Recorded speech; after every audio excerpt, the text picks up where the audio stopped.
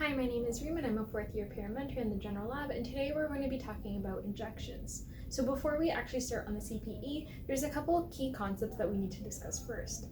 So the first is the difference between the different needle lengths and gauges that we're going to be using for either an IM or a subcutaneous injection.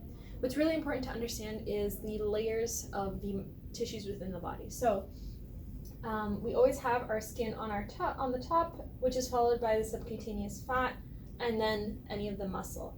So when we're injecting into one of our sites, we're going to always hit sub-Q first and IM afterwards, which is why we're going to need a longer needle to reach that muscular tissue. Hence, we're using longer needle lengths, either a 1 to a 1.5 inch if we're doing an IM injection. Subsequently, if we're doing a sub-Q, it's a much shorter distance, so we're going to use a shorter length needle, 3/8 of an inch to 5/8 of an inch. In terms of gauge, for sub-Q, we're using either anything from a 25 to a 27. And for the IMs, we're using a larger gauge. So when we say larger gauge, that means the diameter is larger, but the actual number itself is smaller. So 20 to 25 would be a big size hole, essentially. And then a 25 to a 27 relative to those IMs is much smaller in diameter. Even though the number itself is bigger. So when we say larger gauge, that's in reference to the size of the diameter. The next thing that we kind of want to highlight is what we're doing when we're plumping the skin or when we're Z tracking. So when we're plumping up the skin and we're making sure that we're not pinching just the top or we're grabbing too much, and the reason being is because the subcutaneous fat is in that middle layer, by plumping up the skin, we can actually increase the amount of space that we have to inject. So if you look over here, we kind of have more space rather than just that straight line right over there to inject. Now, if we pinch just at the top, then we're not going to get that bigger space. We're just going to drag the skin part, the epidermis, up with us. Alternatively, if we grab too much and we're clenching and we're grabbing the patient too hard, we're going to drag that muscle with it, and then we're not really benefiting ourselves at all.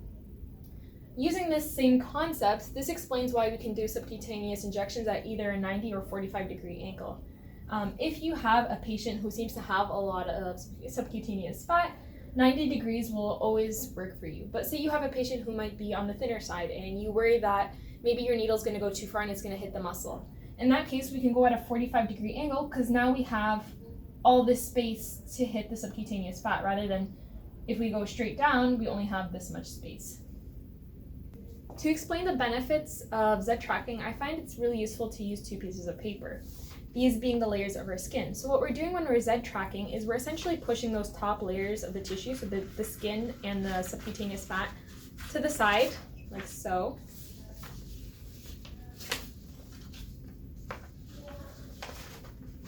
And then we're creating a little pocket for ourselves to be able to inject our medication. And then once we inject our medication and we let go of that Z tracking motion, that top layer of tissue is now able to seal over that little hole that we made to inject our medication, which is why we always Z track when we're doing an intramuscular injection.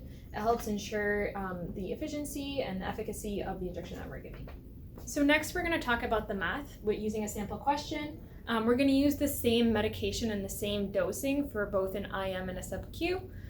So just ignore the fact that for now it just says sub-Q. We're going to do the same thing for IM, pull up the same amount of medication. So our order says that we are going to give 20 milligrams of morphine sulfate sub-Q every 12 hours. So we have what our order is. Next, what we're going to do is we're going to grab our vial and see what morphine is available as. So I've already pulled out my vial and I know that it's available in 10 milligrams per milliliter.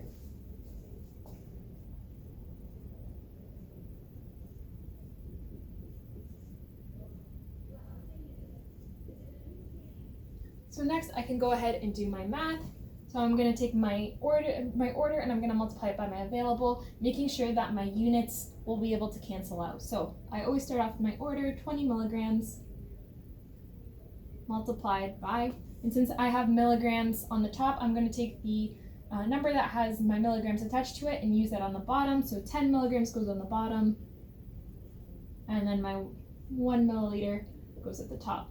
my units cancel, so I'm doing 20 divided by 10, and I'm going to get 2 milliliters of morphine.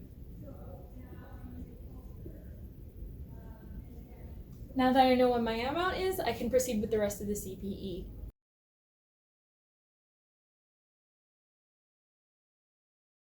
So I'm going to start out with our subcutaneous CPE. So I'm going to open up Cerner and I'm going to check for my order. Within Cerner, I can also check my patient's MAR, so I'm going to also check for their allergies. And if this is a PRN medication, I'm going to check when the last dose is.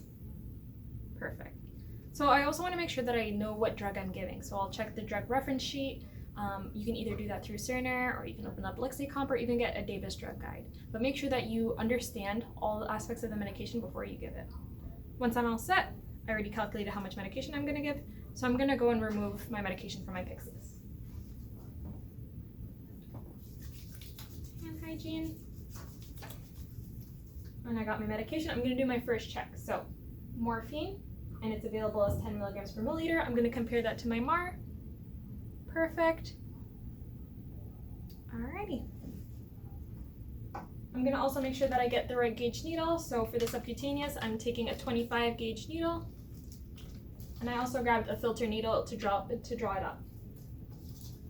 For the actual scale, I also made sure that I got some alcohol prep pads and some gloves. So now I'm going to perform my second check. I'm going to look for the expiry date. I'm going to look if the vial is damaged in any sort of way. I'm going to make sure that it's a clear fluid and that there's nothing abnormal. So I'm good to go, and I'm going to go ahead and draw up my medication.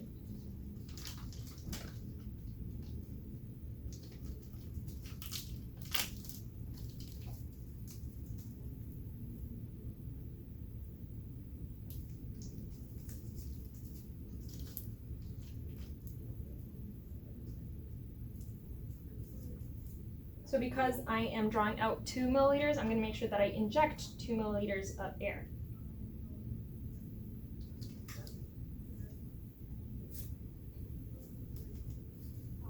Now I'm going to make sure that I swab off the top. And I'm going to let that dry.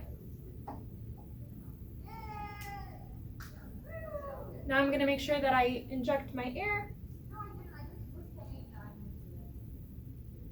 And I'm making sure that I'm pressing down as I flip my vial over. This ensures that the pressure doesn't push back and I get air inside of my syringe. Now I'm letting it fill up.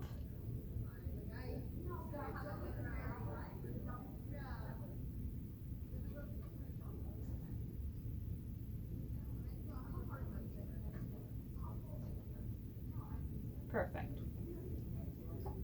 I'm going to use the scooping method since this is a clean needle and it hasn't been in a patient. I'm going to use the scooping method to make sure that I put the cap back on. And then I'm going to go ahead and tap it to get rid of the air bubbles.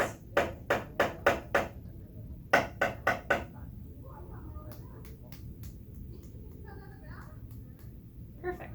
And I'm obviously not going to inject with a filter needle, so I'm going to go ahead and change that right now to the actual needle.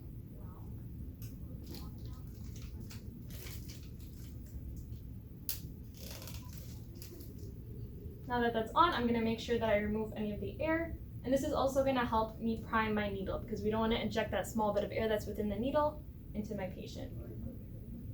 All right, that's set to go, so I'm going to label my syringe.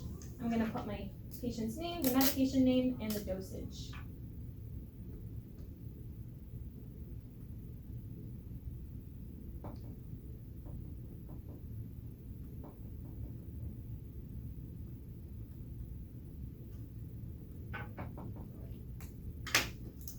Perfect, and I'm going to make sure that I don't fully cover my syringe. That way, when I get my independent double check, they're able to see how much I drew up. Just like that. Now I'm going to call a second nurse because morphine is a high alert medication, and I'm going to have them check to make sure that I did everything correct. So with an independent double check, I'm going to give them the order, and then I'm going to give them my medication I drew up, and I'm not going to say anything else. They have to do the math themselves and check to confirm that I pulled up the right amount of medication. Giving them any sort of hints like saying, oh, I drew up 2 milliliters might cause some bias and may cause them to not fully check to see if you're correct. So once I've got my independent double check and I've documented on the narcotic record, I'm good to go to my patient's room after I've completed my third check. So again, I'm checking that I have morphine, yep, the right dosage, and I grabbed 2 mLs. So now I'm going to go into my patient's room. I have Cerner all set up. I'm going to go in, introduce myself, and scan the patient's wristband.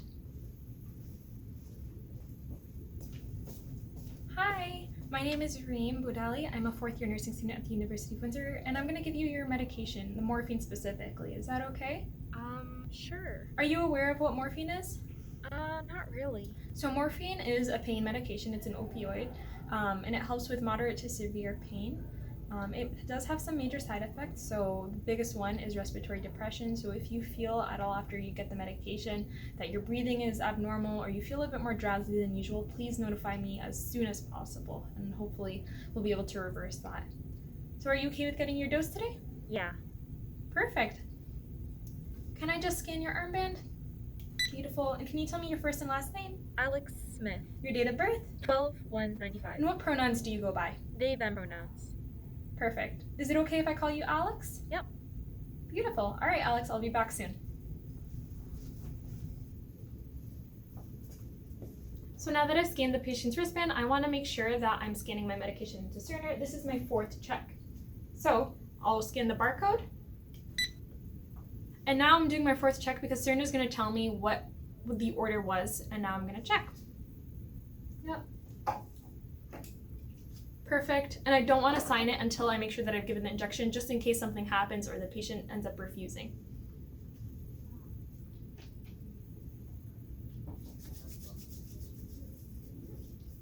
So I'm going to take my swab. I'm going to put on my gloves.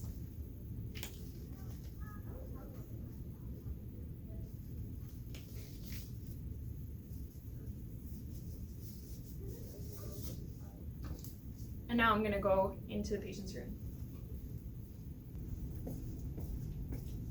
Hi, Alex. I have your medication. I'm just going to give you your injection if that's okay. So I'm going to move the bed to a height that works for me. And I'm going to put down the side rail. And for the sub-Q injection, I'm going to give it in the abdomen. So I will uncover the spot, making sure that I am draping the patient properly and not exposing any parts that aren't necessary to the injection. So with the abdomen specifically, I want to make sure that I'm leaving at least 1 centimeter radius around the umbilicus because there's a lot of nerves and vessels in that area. We want to make sure that we don't hit any of those. So I have my spot. I'm going to clean in a circular motion, moving away from the center. And I'm going to let that dry.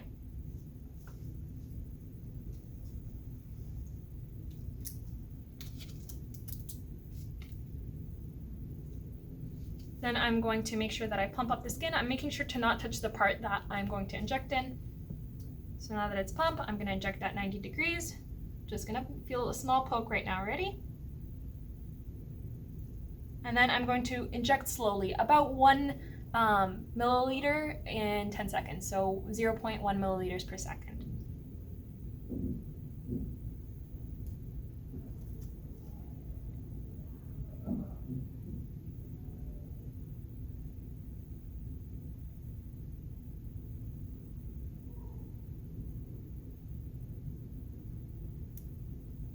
And with certain medications, I want to make sure I leave the needle there for a couple more seconds.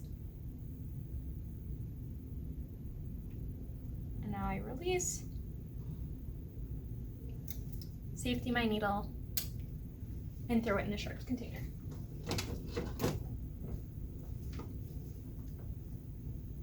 How are you feeling, Alex? Pretty good. Okay, perfect. I'm going to be back in 30 minutes to check to see how it's working. Again, if you feel like anything is weird, like you're feeling drowsy or your breathing is abnormal, please call me right away. Okay? I will.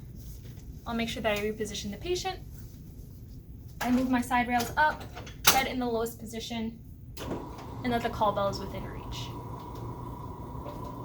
Perfect. We'll see you soon. So now I've completed my injection. I want to make sure that I discarded my vial in the sharps container just like I did with my needle previously.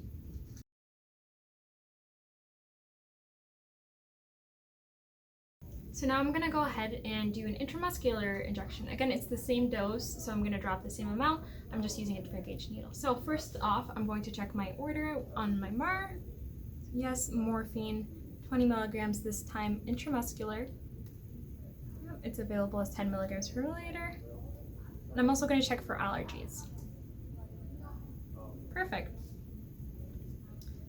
Now I'm gonna go ahead and draw it from the Pyxis. So I'm gonna do my hand hygiene.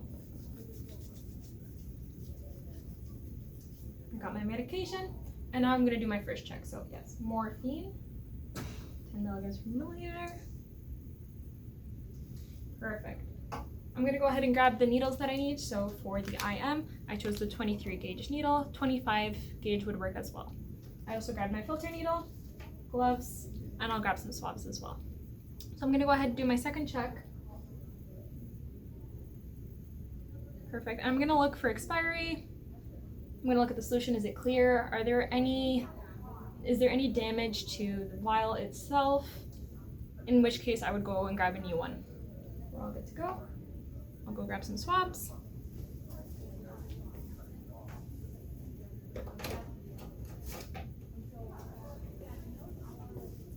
I've already done my research. I need 2 swabs.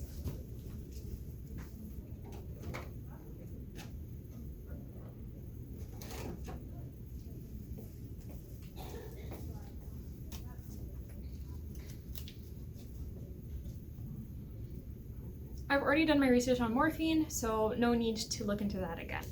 So I'm gonna go ahead and draw up my medication.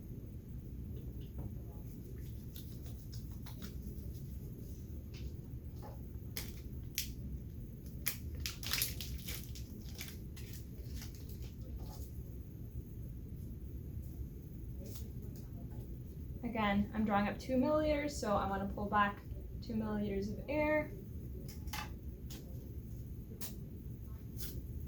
Swab the top of my vial after I've broken up the plastic cap. I'm going to let that dry completely.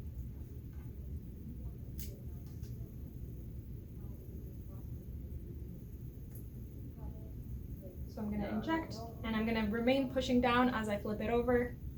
And I'm going to make sure the top of the bevel of the needle is below the fluid before I start drawing it up. So I'm going to pull back, and I'm going to make sure that the bevel is below the top line of the solution. That way I'm not drawing up any air. If you have a vial where it's the exact amount you have to draw up, just keep on moving the needle down as you're drawing it up. And even as you're removing it from the container itself, from the vial itself, make sure you're still pulling. That way it grabs every last bit of the medication.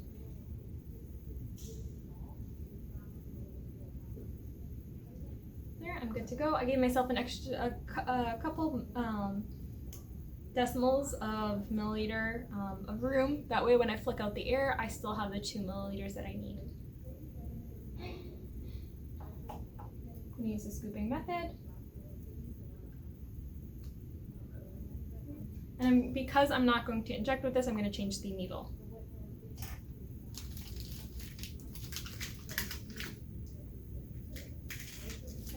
I'm going to remove any air.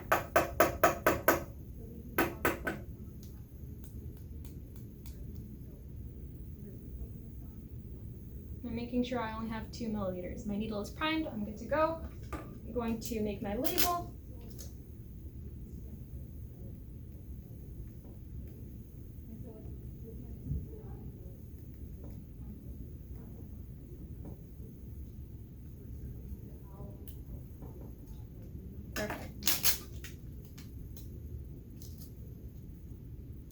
That's good to go, so I'm gonna get my independent double check and sign my narcotic record.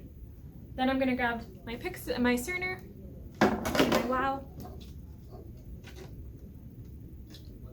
Now I'm gonna grab my WOW. I'm going to go to my patient's room. I make sure that I don't throw up my vial, that way I'm able to scan it. Grab my scanner and enter my patient's room. Hi, my name is Reem Boudali. I'm a 4th year nursing student at the University of Windsor, and I'm going to give you your medication, the morphine specifically. Is that okay? Sure. Are you aware of what morphine is? Not really. So morphine is a pain medication. It's an opioid. and it helps with moderate to severe pain.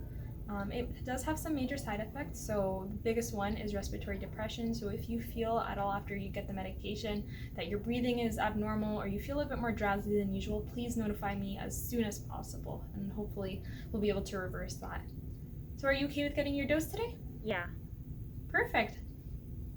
Can I just scan your armband?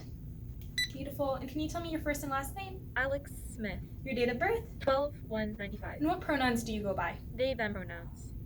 Perfect. Is it okay if I call you Alex? Yep. Beautiful. All right, Alex, I'll be back soon. Now that I've scanned my patient's wristband, I'm going to come back and do my fourth check with Cerner. So I'm going to scan my medication, ensure that it matches. Also going to check my 6 writes of medication.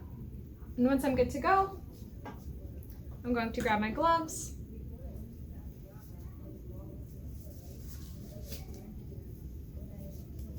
Making sure that I perform hand hygiene beforehand. Grab my medication, my swab, and my sterile gauze, and I'm good to go. Hi Alex, I have the medication. Are you all set to go? Yes. Perfect. All right, so I'm just gonna have you reposition to better access your shoulder because I'm gonna put it in your deltoid. Can you just rotate for me? Beautiful. Now I'm just gonna palpate for the chromium process, so I should feel that bony process along the top. And I'm gonna palpate for the muscle. It's in a triangle shape, so it's a bit easy to find. So I'm gonna make sure I go about 2 finger lengths or about 2 centimeters down from the chromium process in the center of that triangle. Once I'm there, I'm going to swab off my site,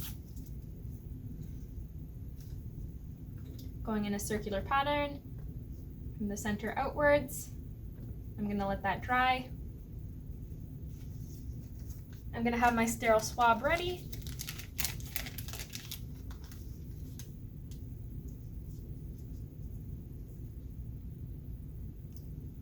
Once I'm good to go, I'm going to Z-track, so I'm gonna push the muscle aside and go dart at 90 degrees, little poke. And I'm gonna inject the medication slowly.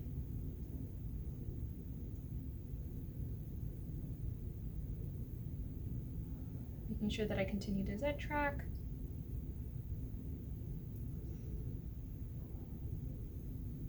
Medication is in. I'm going to hold it for about 5 to 10 seconds. 1, 2, 3, 4, 5, 6, 7, 8, 9, 10. I'm going to withdraw the needle and let go of the skin. I'm going to put on my safety and throw in the sharps. I'm going to use my sterile swab, and I'm just going to press gently at the location for 5 to 10 seconds. All right, how are you feeling? Perfect. All right, so I'll be back in about 30 minutes to check on you. I'm just going to reposition you back in bed.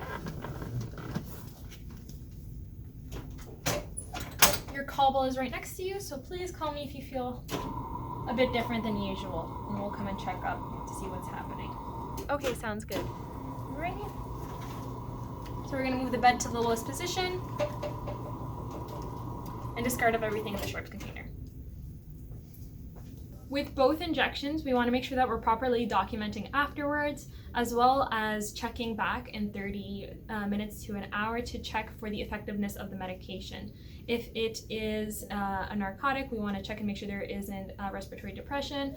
If it's insulin, we want to check the blood glucose to make sure it hasn't dropped too much. And obviously with different medications, there may be specifics that we need to monitor. So we want to make sure that the patient remains safe at all times, and we also want to make sure that we've signed the correct amount, time, etc.